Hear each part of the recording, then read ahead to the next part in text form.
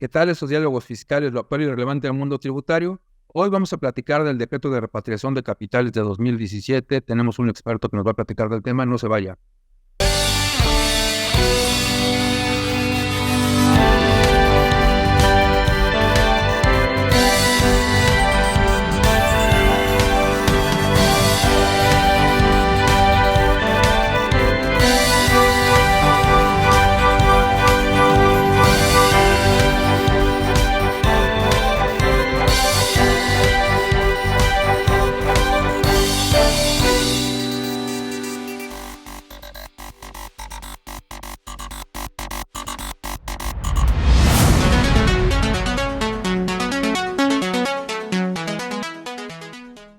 Bien, pues como comentamos en la introducción de este programa, hoy vamos a platicar de un decreto de repatriación de capitales que se publicó en enero de 2017, cuyos efectos están siendo reconocidos por la autoridad del día de hoy. Y bueno, hay por ahí ciertas controversias y por ello abordaremos el tema desde el punto de vista legal. Para ello nos acompaña un experto en este tema, el maestro Antonio Monreal Luna, a quien le agradezco como siempre. Antonio, muchas gracias por acompañarnos en este programa. No, hombre, doctor Jaime, el agradecido como siempre soy yo. Tenía un ratito que no platicábamos, pero bueno, es un tema relevante y de actualidad, aunque hablamos de 2017, como tú bien referías, pues aquí encantado para platicar con el auditorio.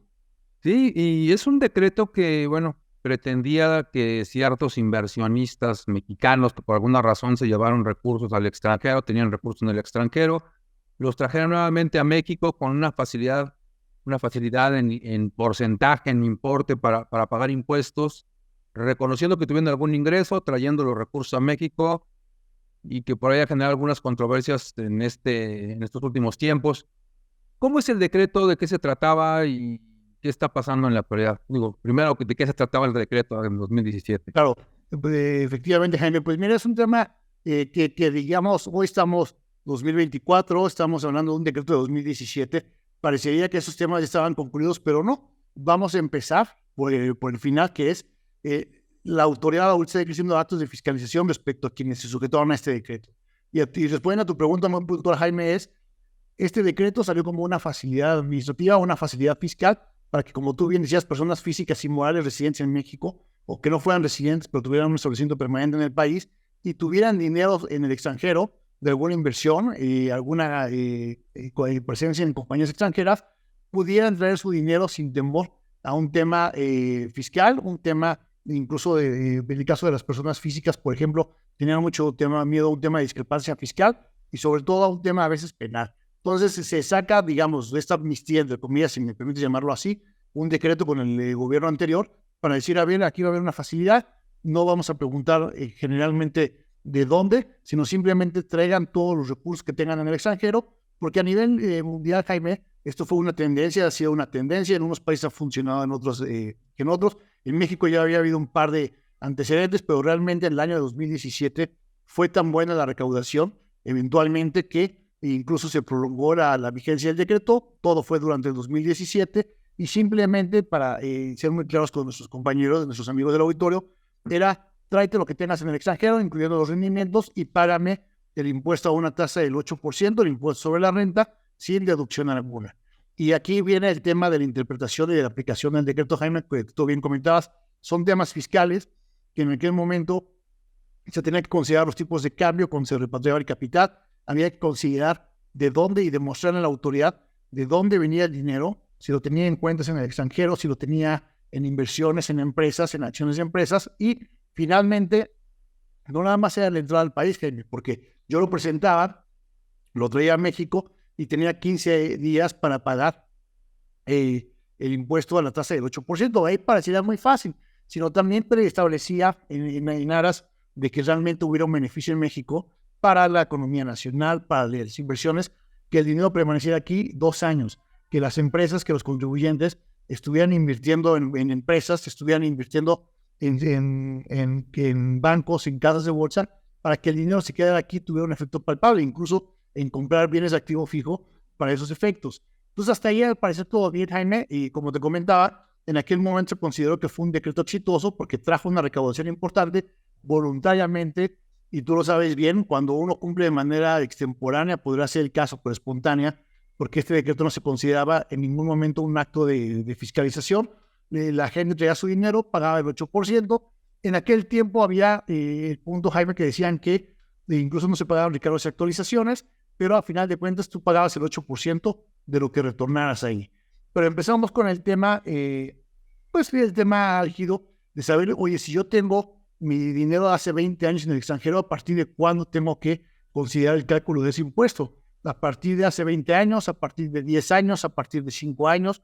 O en su defecto, si son ingresos que están exentos, basta con que le demuestren autoridad, por ejemplo, una herencia que posiblemente recibí en el extranjero, también no estaba sujeta al pago del impuesto, pero sobre todo, Jaime, el tema que ha motivado que hoy por hoy las autoridades fiscales estén llevando a cabo actos de fiscalización ya en la línea, ya cuando estaban por vencer la caducidad de los 5 años, porque si consideramos, Jaime, que las revisiones iniciaron el año pasado, 2023, respecto a repatriaciones que hicieron en 2017, la autoridad estaba a meses de que esa repatriación quedara fuera del ejercicio de facultades de comprobación. Entonces son dos temas para que no nos confundamos: la caducidad respecto a los recursos que yo tenía que repatriar, y dos, la caducidad respecto a partir de qué momento la autoridad tenía facultades para revisar que esa repatriación que yo hice en el 2017 fuera correcta. Siguiendo este segundo punto, Jaime, lo interesante es que pues hemos tenido a muchos contribuyentes, los hemos visto, que pensaban que el acto de haber repatriado los capitales, de haber pagado por única ocasión el 8%, ya lo liberaba de ese impuesto, y después de casi 5 años, Jaime, tú mejor que nadie sabes que el Código Fiscal establece 5 años para aquellos que presentan declaración, llegan a las facultades de comprobación, de manera concreta, revisiones de gabinete, cuyo único objeto es revisar que efectivamente la aplicación del decreto por parte de los contribuyentes auditados haya sido de manera correcta. Y al parecer, Jaime, pues todo fue de manera correcta, revisando nosotros con los contadores con los que trabajamos los papeles de trabajo, la forma en cómo se determinó el origen de los recursos de procedencia extranjera a repatriarse en México. Pues era un tema no fácil, pero al final de cuentas implicaba decirle a la autoridad: a ver, aquí estoy. Incluso el decreto traía la facilidad, Jaime, de liberar de obligaciones informativas. Era un decreto muy amplio, muy claro, y decía a la gente: bueno, me traigo mi dinero y pago el 8%, y digamos que mi dinero ya está aquí. Claro, era dinero que viniera del sistema financiero del extranjero, ¿no? No estamos hablando de que me trajera cantidades en efectivo.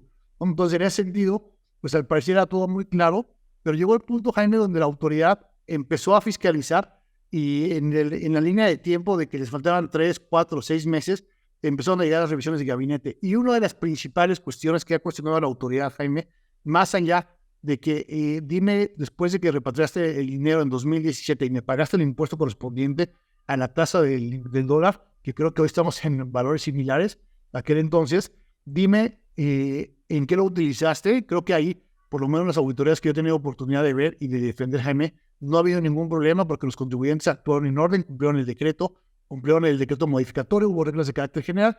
Sino la cuestión, Jaime, y lo que platicábamos brevemente, es a partir de cuándo nace la obligación de repatriar esos capitales.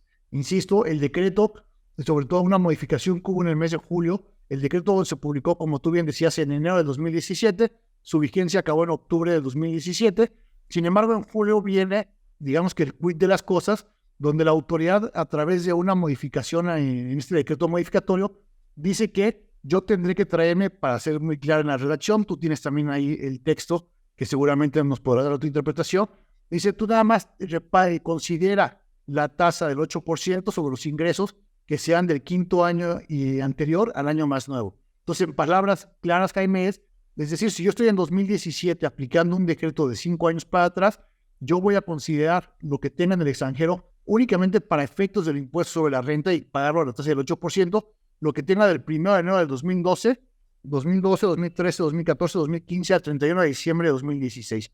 Muchos de los casos que hemos visto, Jaime, conforme al artículo 4 del decreto modificatorio y conforme a una pregunta-respuesta, que también es un tema que vamos a tocar ahorita, Jaime, es decir, tú puedes traerte dinero de más allá de este tiempo, es decir, 2011, 2010, 2009, y no necesariamente tienes que acreditar que ya pagó impuestos o incluso que son ingresos exentos, porque la modificación del decreto, Jaime, diera pensar, o por lo menos yo lo veo así desde el punto de vista legal, que efectivamente lo que nos dice la autoridad en ese decreto modificatorio es: tú nada más acredítame el pago de los últimos 5 años. Y esto va en sintonía, Jaime, con la caducidad.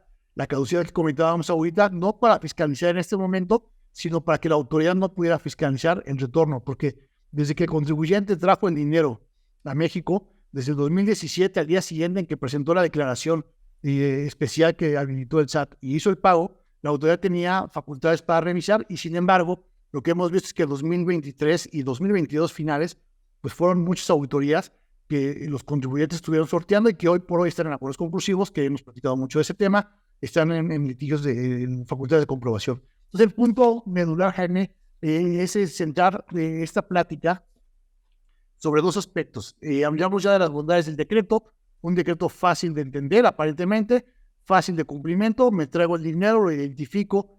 Sí había que tener el apoyo, creo yo, de un abogado corporativo, porque no nada más son inversiones en el extranjero, en bancos, en casas de bolsa, sino también en participación accionaria. Hay muchos mexicanos que tienen presencia en empresas extranjeras y eventualmente deciden traer su dinero a México. A la autoridad había que darle de manera muy clara y detallada de qué banco tengo mi dinero, de qué casa de bolsa, de qué inversión o de qué empresas yo era accionista y estoy trayéndome el valor de esas acciones porque las vendí aquí en peso mexicano. Entonces, es un punto, primeramente, Jaime, es un decreto fácil y también donde yo no he visto sinceramente es que la autoridad cuestione que la permanencia de 2 años para la adquisición de bienes activos fijos, para la adquisición de terrenos, para la investigación y desarrollo de tecnología, para el pago de pasivos, incluso para el pago de impuestos, o para inversiones en México en casas de bolsa o en instituciones de crédito, haya sido cuestionado. Digamos que la autoridad se está yendo más allá. Y el punto, Jaime, aquí a dilucidar y que los tribunales tendrán que en algún momento pronunciarse, porque el hecho de que la autoridad nos haga hoy por hoy, y tú lo comentabas brevemente en otra plática, hoy por hoy, que nos hagan una facultad de comprobación respecto a un impuesto que aparentemente se causó en 2017, pues de entrada, si yo me pienso en regularizar o pienso en que la autoridad me va a determinar un crédito, pues vendrán los accesorios, los recargos, las actualizaciones y las multas. Sabemos que los recargos se topan, pero las actualizaciones hasta el día en que la autoridad liquida o hasta el día que pagues. Y las multas, pues un porcentaje importante, el 55% de la contribución que la autoridad quiera decir. Entonces, este es como un preámbulo general, Jaime. También algo muy interesante que todavía no tenemos certeza los abogados de los contribuyentes qué va a pasar, es decir, si la autoridad, y en el caso concreto que comentábamos, que seguramente desarrollaremos con el caso de la pregunta frecuente, si la autoridad determina que no cumpliste con el decreto, que es una facilidad y lo llama como un incentivo fiscal, incluso, ¿cuál es la consecuencia? ¿Me cobras el 8% de lo que me repatrié y no te pagué a través de esta declaración? O, como toda facilidad, pierdes el derecho a la facilidad. Y entonces, ¿cuál es la tasa máxima para las personas morales en 2017? En 30%.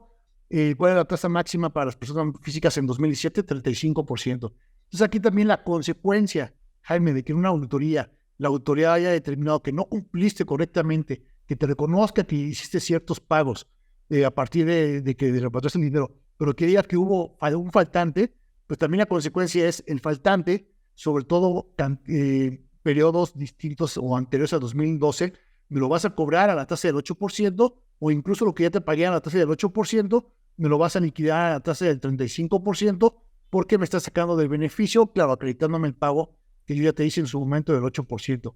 Entonces, parecería que este tema estaba concluido, Jaime, hace un par de años, todos muy felices, todos con su dinero. Si lo vuelven a sacar ya será otro tema, pero hoy por hoy están llegando las auditorías fiscales y en este sentido donde, pues yo diría que bajo un principio de mala fe o un tema recaudatorio, pues la autoridad está desconociendo sus efectos. Y nada más déjame concluir esta primera parte, Jaime, considerando que se acaba de publicar en días pasados el comunicado del SAT donde dice que en 2023 pues fue el año que más recaudación ha tenido de los últimos 5 años. Entonces, pues no hay que sorprendernos, porque tantas veces hemos platicado contigo y con otros colaboradores de este espacio, pues en las facultades que tiene la autoridad. Siempre lo hemos dicho, en este sexenio el gobierno no necesita aumentar impuestos, en este sexenio lo que el gobierno ha hecho es tener más actos de fiscalización, como el que ahora estamos platicando para esos efectos. Entonces, un decreto que inició con una buena intención, con un decreto de regularizarnos. Hay que recordar, Jaime, que la Ley Federal de los Derechos del Contribuyente establece que un derecho del contribuyente es la regularización o la autocorrección, y más si lo hago al amparo de un decreto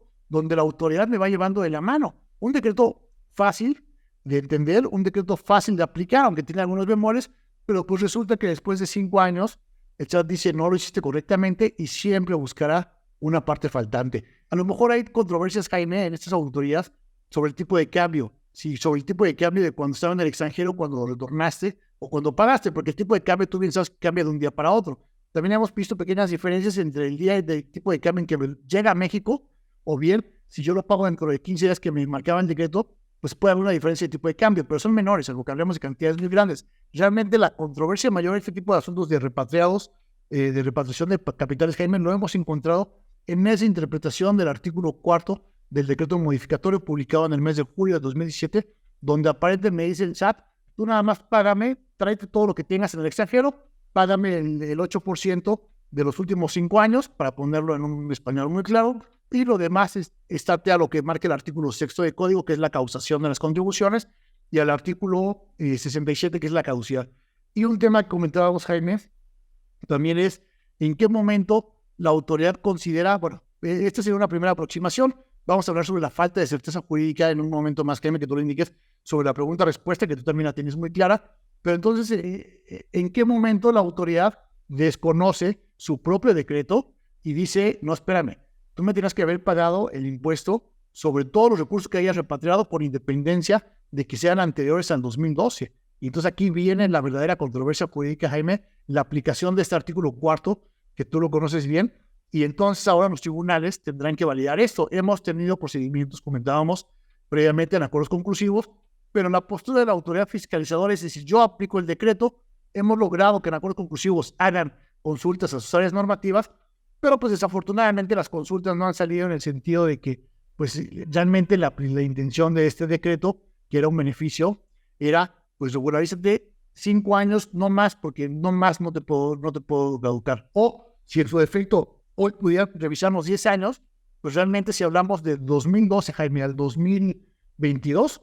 también ese dinero que yo ya me traje del extranjero, suponiendo que mi postura como contribuyente o como asesor sea indebida, pues tú sabes que son 10 años máximo de caducidad, incluso con la no presentación de una declaración, y ya estaríamos por donde le vieras frente a un tema de caducidad. Y la autoridad liquida, y tú como experto también en defensa fiscal lo sabes bien, Jaime, si tú no te defiendes, ¿qué va a pasar? Pues la autoridad te va a liquidar y te va a cobrar. Sí, claro. A mí en principio me parece un tema de control, quizá que algunos contribuyentes no han tenido. Cuando en la exposición de motivos del decreto se plantea el efecto, los beneficios y las intenciones del Ejecutivo, ellos dicen que queremos que traigas dinero, que en algún momento, por alguna circunstancia, alguien te dio una mala noticia, te dijeron que las cosas iban a poner difíciles en México y te llevaste tu dinero. Entonces, en principio yo pensaría que ese dinero que en México ya habría pagado impuesto sobre la renta, al retornar no tendría que pagar impuesto sobre la renta, porque lo único que hicimos fue cambiar la jurisdicción, cambiar el territorio donde estábamos teniendo las inversiones, y ahí no tendría que haber pago de impuesto sobre la renta. Sin embargo, si aquellas inversiones realizadas en otro país hubieran empezado a generar rendimientos, ahí es donde el control aplica y yo tendría que tener delimitado, oye, sí, pero este interés que yo obtuve en 2012, 13, 14, 15, 16, sí tendría que ser sujeto de pago de impuesto sobre la renta máxime, que en México no pagó. Pero si el origen de los recursos fuera un ingreso que ya pagó en México, ese al retornar ya no tendría que pagar el 8%. Exactamente. Ya tendría que estar libre de ese concepto. Pero ahí tendríamos que tener ese control, ¿no? Son rendimientos generados en ese periodo. Ahora, si se trata de ingresos obtenidos en el extranjero, que no se reportaron en México, en términos del primero de la ley de renta, todos los ingresos del residente en territorio nacional o del que tenga establecimiento permanente en México y que tenga ingresos atribuibles a ese establecimiento permanente, tendrían que haberse declarado en México. En eso estoy de acuerdo. Al retornar a México, tendrían que haber pagado impuesto sobre la renta. Pero si estás de acuerdo, hay una parte ahí que... Nebulosa. Sí, nebulosa, porque hay ingresos que a lo mejor ya pagaron impuesto en México. Sí me los llevé, no confío en México y eso no está prohibido. Y los rendimientos, en todo caso, sí tendrían que haber pagado impuestos sobre la renta en México al momento. Es que lo pagué en el extranjero y me lo acredito. Y si en el extranjero pagué, porque además así lo dice el decreto, si yo pagué en el extranjero algún tipo de impuesto, me lo retuvieron, entonces ese impuesto es acreditable en México. Así lo plantea incluso el decreto, ¿no? Entonces ahí la primera parte es, oye, ¿y los ingresos que generaste entonces fueron anteriores a 2012, me parece, 12, tendría que ser anterior al decreto? Pues a lo mejor ya no estarían en la esfera de la autoridad. Sin embargo, la autoridad está considerando todo lo que traigas a México es objeto del pago del 8%. Y me parece a mí que de forma excesiva. Bueno, si pagaste impuestos, acreditas ese impuesto. Pero la otra parte es, bueno, tú ya trajiste los recursos, eso ocurrió en 2017. y se viene a dar esta posibilidad que tenía la autoridad de, atendiendo al momento en que se considera percibido el ingreso, que fue 2017, y la fecha de presentación o la obligación de presentación de la declaración anual que hubiera sido en 2018, a partir de ahí los 5 años que tú mencionabas, ¿no? Entonces, el periodo de caducidad de caducidad de las autoridades tendría que estar dado personas morales a partir del 1 de abril, persona física a partir del 1 de mayo, ¿no? Porque aunque sea realmente aquí, como fue una declaración especial, es a partir de que se trajeron y pagaron, era la caducidad. No, aquí no se empata con la que tú estás comentando exactamente. Entonces incluso tendría que ser anterior. Anterior, correcto, porque el decreto tuvo vigencia o validez hasta octubre de 2017. Por eso decía yo que en 2022, 2023, los actos de fiscalización empezaron a caer a cuentagotas, porque era una declaración, digamos, especial, que al final de cuentas luego informabas a lo mejor, y de ahí también tu criterio, de que si lo informas en la anual, pues corren los plazos, pero la autoridad sí estaba considerando un plazo anterior. Pero aquí, exactamente, Jaime, primero es una parte nebulosa porque nada más los rendimientos son los que afectaron mi patrimonio. A lo mejor ya pagué en el extranjero, a lo mejor no, yo lo voy a pagar acá, pero la autoridad en esta decretitis dice, tráete todo. Oye, como tú dices, Jaime, si ya estuvo aquí, me lo llevé por un tema de miedo de inversionista y lo regreso, sería una doble tributación, pero más que doble tributación, sería pagar doble impuesto. Así es, entonces, te digo, se convierte en un tema de control, ¿no? Que a lo mejor habrá que valorar. O sea, oye, si tienes preciso de cuándo fue el origen y de cuál fue el origen de tus recursos, ahí estamos de acuerdo, ¿no? Y sobre todo, Jaime, esta parte medular que es, y un tema de certeza jurídica. Pues nosotros que nos dedicamos al tema de litigio fiscal, pues a veces las tesis de la Corte son muy, muy bien, en teoría, pero en práctica, pues parece que la autoridad las desconoce y abre los tribunales, porque la seguridad jurídica es saber a qué atenerse en materia tributaria.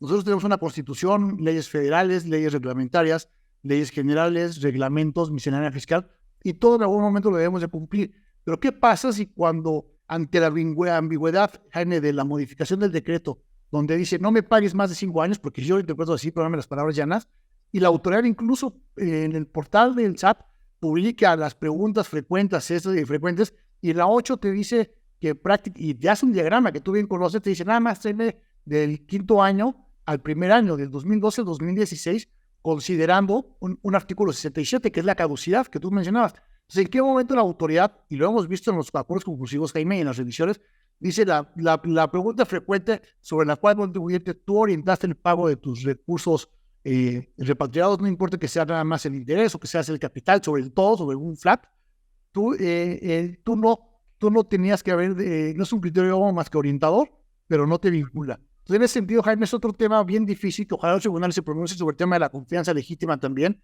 y la seguridad jurídica es válido que la autoridad publique en su medio de comunicación oficial cómo debo hacer la repatriación, porque yo considero que ya no tiene facultades para que lo que es anterior al 2012 me lo traiga, y de repente en facultades, cuando todavía tiene facultades para revisar esa operación, me diga tú actuaste mal, y entonces vengan las consecuencias múltiples, recargos, actualizaciones, multas, y sobre todo, Jaime, es saber, ¿me sacas el decreto y me cobras a la tasa general? O en su defecto, me estás cobrando lo que no te pagué a la tasa del 8%, pensando en que incluso ya han pasado más de 10 años.